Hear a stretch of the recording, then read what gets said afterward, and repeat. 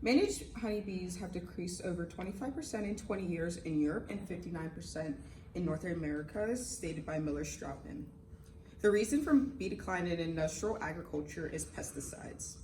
The loss of biodiversity is causing a chain reaction, but it is not a mystery. It can be stopped before bees are stopped forever. I have read research papers, taken courses, and attended summer programming on how to stop climate change and how bees are an important factor of our ecosystem. I will be discussing what is bee decline, what is the number one cause, what the number one consequences, and what we can do. Firstly, what is the issue? Biodiversity is the variety of life in the world and or ecosystem. The loss of biodiversity is causing a chain reaction, and it can be stopped before bees are extinct forever. In the last several years, neonicotinoid pesticides, both alone and in combination with other pesticides, have emerged as the key catalyst between this disturbing phenomenon, which causes bees to be directed by toxicity, which causes their direct toxicity to bees and their indirect cascading effects, bees in crisis. Colony collapse disorder, or CCD, as I will state later, is the phenomenon that occurs when a majority of the worker bees in a colony leave the queen behind in search of new food, and few nurses are left to care for the remaining immature bees and the queen. This leaves a hive unprotected and a bee at her most vulnerable state when she has no worker bees around to bring her food or supply honey. Hives cannot sustain themselves without worker bees and eventually will die. There are many theories about CCD, but the main factors are invasive varroa mite, pesticide poisoning, stress, change in location, poor nutrition, and even poor immune stress. Secondly, I will be discussing the causes and consequences.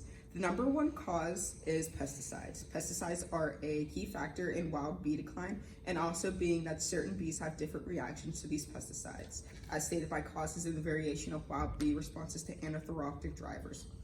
So what I mean by the differences shows that different pesticides have different effects on different bees. So like how humans come in different shapes and sizes, bees come in different shapes and sizes, and different chemicals can affect them in their bodies differently. The number one consequence is the loss of pollination.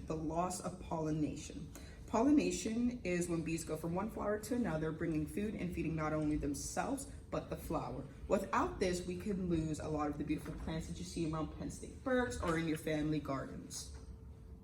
And my third point is what we can do.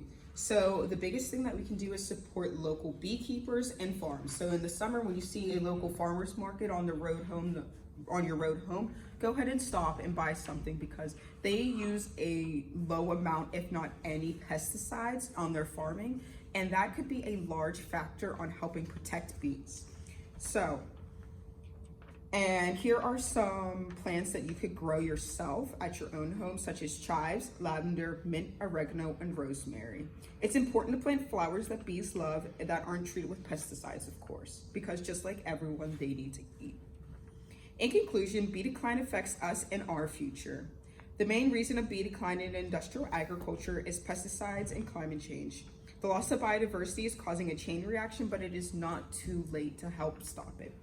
Pesticides are substances used to eliminate unwanted pests, and insecticides rid of unwanted insects. Thank you for listening to my speech. Yay.